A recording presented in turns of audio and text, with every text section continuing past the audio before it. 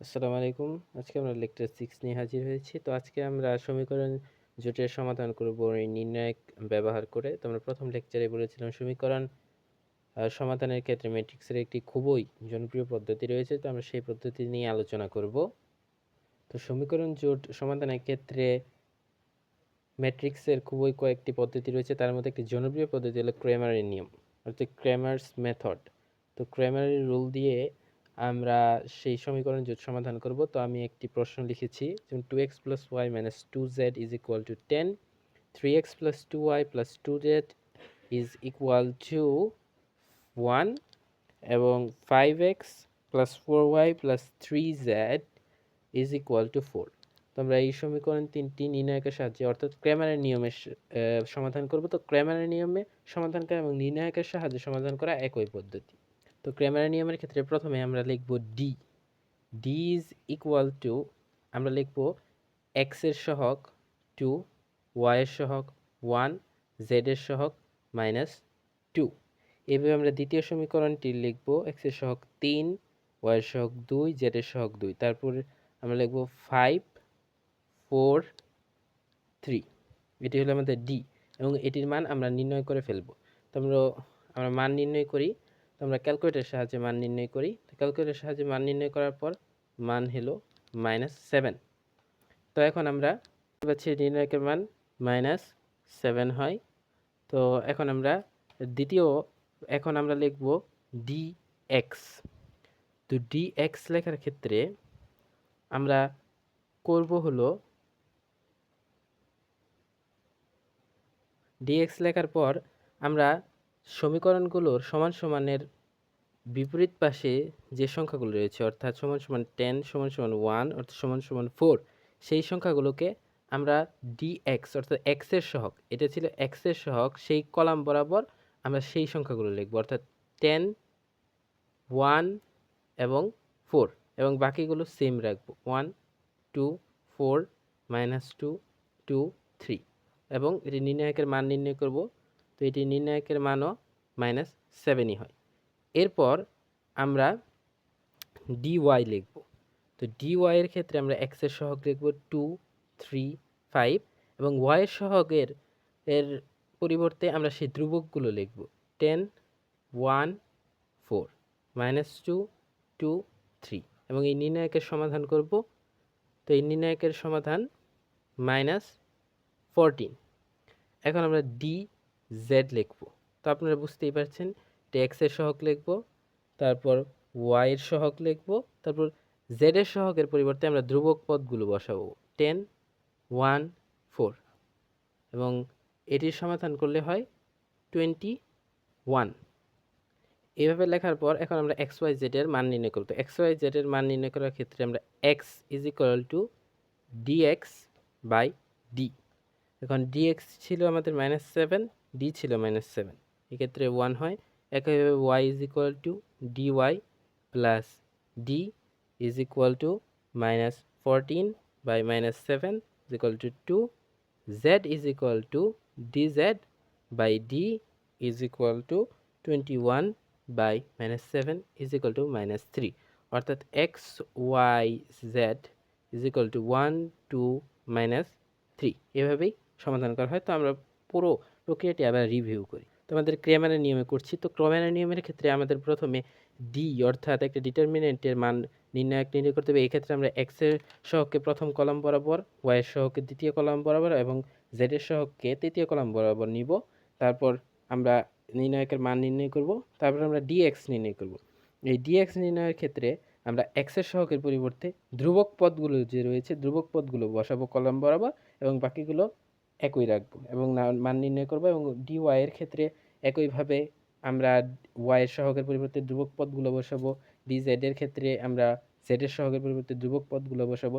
তারপর আমরা x y Z মান নির্ণয় করার ক্ষেত্রে x dx by d, y dy by d, z dz by d, এভাবে আমরা মান নির্ণয় করব। এটি হলো ক্রেমারের নিয়মের পদ্ধতি এবং এটিকে নির্ণায়কের সাহায্যে নির্ণয়ের পদ্ধতিও বলা হয়।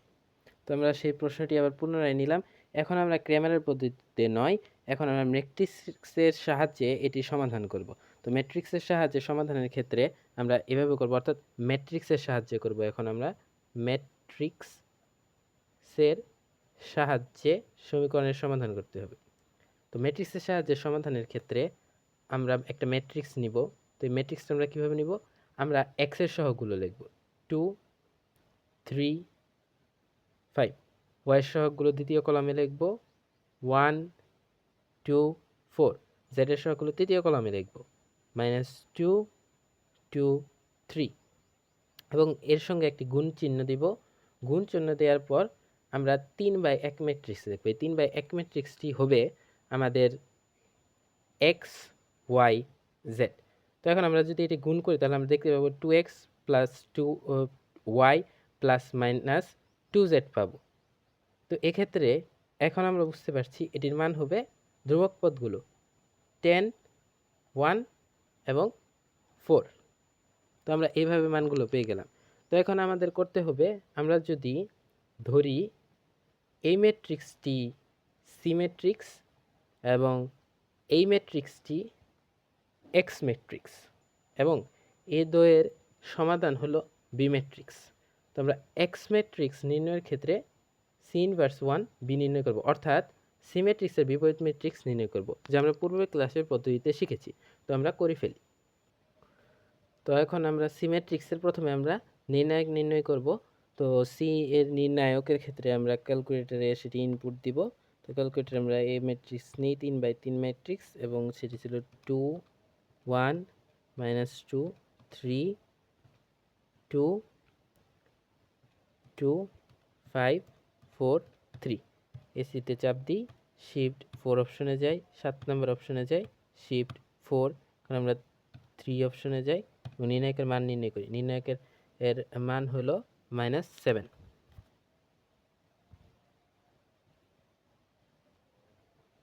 এখন আমরা এইভাবে নির্ণায়কের মান নির্ণয় করার পর সি ইনভার্স 1 লিখব, এক্ষেত্রে 1/c add joint of C.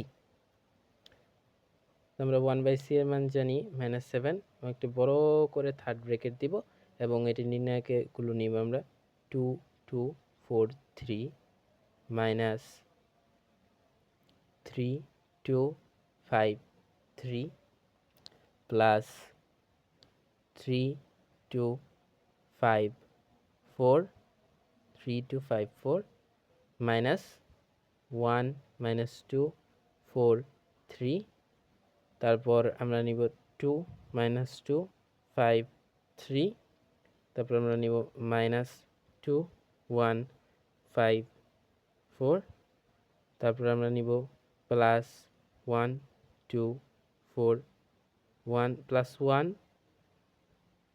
-2 2 এবং 2। এভাবে আমরা 4 এর সহগুণকের মান নিব, অর্থাৎ 3 2 এর সহগুণকের মান মাইনাস হবে -2 -2 3 2, তারপর +2 1 3 2, এবং পরিশেষে আমরা একটি ট্রান্সপোজ ম্যাট্রিক্সের অপশন দিব। তারপর আমরা মানগুলো নির্ণয় করে ফেলি। তো আমরা এটা এইভাবে লিখলাম, লেখার পর আমাদের মানগুলো আসছে 2 1 -2 3 2 2 5 4 3। তো এইভাবে আমরা মানগুলো পেয়ে গেলাম। তো এখন আমরা এটা ট্রান্সপোজ করি। তো 1/7 অর্থাৎ সারিকে কলামে রূপান্তর করব। -2 1 2 -11 16 -3 6 -10 1।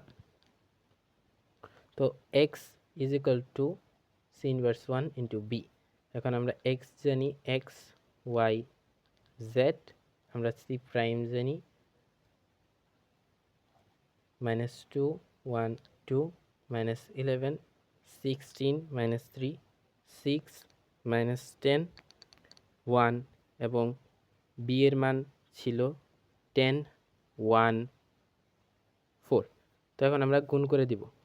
তো গুণ করার ক্ষেত্রে আমরা এটা গুণ করতে পারি, বা পরিশেষে আমরা পরেও গুণ করতে পারি। তো আমরা গুণ করে দিই, ক্যালকুলেটর দিয়ে আমরা গুণ করে দিই। তো ক্যালকুলেটর দিয়ে গুণ করার পর আমরা পেলাম -7 -14 21 ইজ ইকুয়াল টু 1 2 -3, অর্থাৎ x y z is equal to এত, অর্থাৎ x y z is equal to 1 2 -3। এইভাবে ম্যাট্রিক্সের সমাধানগুলো করা যায়। ক্রেমারের পদ্ধতিতে আমরা সমীকরণ জোটের সমাধান ম্যাট্রিক্সের সাহায্যে করতে পারি, নির্ণায়কের মাধ্যমে সেটি, এবং ম্যাট্রিক্সের সাহায্যে এভাবে করতে পারি আমরা। তো দুই নিয়মই প্রচলিত আছে। তো পরীক্ষার ক্ষেত্রে দুটাই আসে। তো আমাদের যদি বলা না থাকে যে কোন নিয়মে করব, তো আমরা দেখতে পাচ্ছি ক্রেমারের নিয়মটা তুলনামূলক ছোট হয়। তো আমরা ক্রেমারের নিয়মে যদি বলা না থাকে, তো ক্রেমারের নিয়মে করব, আর যদি বলা থাকে তো সেই নির্দিষ্ট নিয়মেই করতে হবে। তো এখন আমরা কিছু নির্ণায়কের সমাধান করব। তো প্রথম নির্ণায়কের সমাধান প্রমাণ করতে হবে যে 1 1 1 a b c a cube b cube c cube is equal two a minus b b minus c c minus a plus b a plus c। তো আমরা এটি এখন করব। তো করার ক্ষেত্রে প্রথমে আমি নির্ণায়কটি লিখে ফেলবো 1 1 1 a b c a cube b cube c cube. তো নির্ণয় করার ক্ষেত্রে সর্বপ্রথমে আমাদের দেখতে হবে কোনোভাবে কোনো অভুক্তিকে শূন্য করা যায় কিনা। তো আমরা দেখতে পাচ্ছি প্রথম কলাম এবং দ্বিতীয় কলাম, তৃতীয় কলামে 1 1 1 আছে। তো আমরা যে কোনো দুটি কলামকে শূন্য করে ফেলবো। তো আমরা প্রথম দুটি কী করি, তো আমরা প্রথমে কি করব সেটি সাইড নোট দিয়ে আমরা c1 prime c1 minus c2 করব, এবং c2 prime c2 minus c3 করব। তো আমরা প্রথমটা করে ফেলি। প্রথম কলাম থেকে দ্বিতীয় কলাম মাইনাস দিব, তাহলে 0 a minus b a cube minus b cube, 0 b minus c b cube minus c cube, 1 c c cube. তো এখন আমরা দেখতে পাচ্ছি আমরা এই কলাম থেকে a মাইনাস b কমন নিতে পারি। তো আমরা a মাইনাস b কমন নিই, এবং এই কলাম থেকে আমরা b মাইনাস c কমন নিতে পারি। b মাইনাস c কমন নিই। তো কমন নেওয়ার ফলে 0 0 1 1 1 3 a square plus ab plus b square, b square plus bc plus c square, এবং 1c c কিউব আসে। তো এটি আমরা এইভাবে না লিখে 1 এভাবে লিখি। তারপর আমরা দেখতে পাচ্ছি যেহেতু এগুলো 0 আছে, তো আমরা বিস্তার করে দিই। তো বিস্তার করার ক্ষেত্রে আমাদের সবচেয়ে সহজ হবে এই সারি বরাবর করা, কারণ দুটি শূন্য রয়েছে। তো এই সারি বরাবর করলে এটি করতে হবে না, তো 180 করতে হবে। তো 180 করলে আমরা এইভাবে করব এবং এইভাবে করব। তো 1-এর সঙ্গে গুণ আছে, সেটা নিয়ে ভাবতে হবে না। তো B square plus C square minus A square minus A B minus B square, অর্থাৎ A minus B B minus C. তো এখানে যখন আমরা মাইনাস করব, B square minus B square এটি কেটে যাবে। তো থাকবে BC plus C square minus A square minus A B, এবং A minus B B minus C হলো A minus B B minus C C minus C A plus B plus C. তো আমরা C minus এ করতে হবে। তো C minus এ করার জন্য আমরা এখন কমন নিব। তো আমরা এভাবে না করে আমরা বিসি মাইনাস এ বি থেকে বি কমন নিই। তো বি কমন নিলে সি মাইনাস এ, এবং এখানে আমরা এটার ক্ষেত্রে লিখতে পারি, এই দুটোর ক্ষেত্রে C minus A C plus A. তো এখন এ মাইনাস বি, এটা second bracket, A minus B B minus C, এবং সি মাইনাস এ কমন যায়, এবং এক্ষেত্রে হয় A plus B plus C. তো আমরা A minus B B minus C, এবং এখান থেকে সি মাইনাস এ লিখলাম, তারপর B A plus B plus C সাজিয়ে লিখলাম, এবং এটি প্রমাণিত।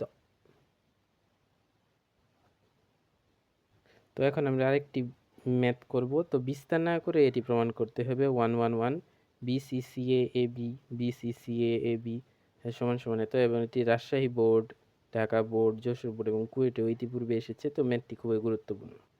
তো এই ম্যাথটি আমরা লিখলাম। তো আমরা প্রথমে করব, আমরা প্রথম সারিকে এ দ্বারা গুণ করব, দ্বিতীয় সারিকে বি দ্বারা, এবং তৃতীয় সারিকে সি দ্বারা গুণ করব। প্রথম সারিকে এ দ্বারা গুণ করলে হয় A A B C B plus C B, A B C, A B C, C plus A, C, A B C, A B C, A plus B. তো আমরা যেহেতু প্রথম সারিকে এ দ্বারা, দ্বিতীয় সারিকে বি দ্বারা এবং তৃতীয় সারিকে সি দ্বারা গুণ করছি, সেজন্য সেইগুলো দিয়ে আমাদের এ বি সি দিয়ে ভাগ করে দিতে হবে। তো এখন এ বি সি দ্বারা ভাগ করার পর আমরা দ্বিতীয় কলাম থেকে এ বি সি কমন নিব, তৃতীয় কলাম থেকে এ বি সি কমন নিব।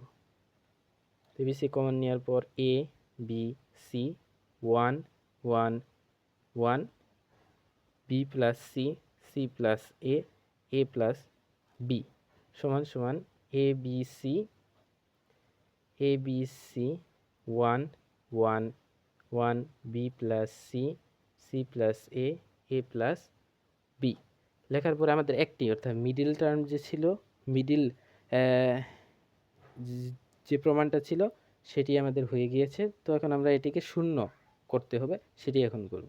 তো আমরা শেষোক্ত প্রমাণটি করার জন্য এ বি সি, এবং এখন আমরা সাইড নোট দিই যে আমরা C3 কলামকে C1 প্লাস C3 করব। তো এটি করার ক্ষেত্রে এটি এ বি সি 1 1 1, এবং এটি এ প্লাস বি প্লাস সি, এটি এ প্লাস বি প্লাস সি, এটি এ প্লাস বি প্লাস সি হবে, কারণ আমরা C1 এবং C3 যোগ করব। যোগ করার পর আমরা A plus B plus C common নিব। আমরা A plus B plus C common নেওয়ার পর এখানে এ বি সি 1 1 1 1 1 1 হচ্ছে। তো আমরা নির্ণায়কের ধর্মাবলী থেকে জানি, যদি কোনো দুটি সারি বা কলামের ভুক্তিগুলো একই হয় তবে সেই নির্ণায়কের মান শূন্য হয়। যেহেতু দ্বিতীয় এবং তৃতীয় কলামের ভুক্তিগুলো সবগুলো একই, এই জন্য এটির মান শূন্য হবে, অর্থাৎ প্রমাণিত। তো ইনশাল্লাহ আমরা আগামী ক্লাসে এই নির্ণায়ক সম্পর্কিত অনুশীলনীর কিছু অঙ্ক নিয়ে হাজির হব। তো ইনশাল্লাহ আগামী ক্লাসে দেখা হবে। আজকের জন্য আল্লাহ হাফিজ।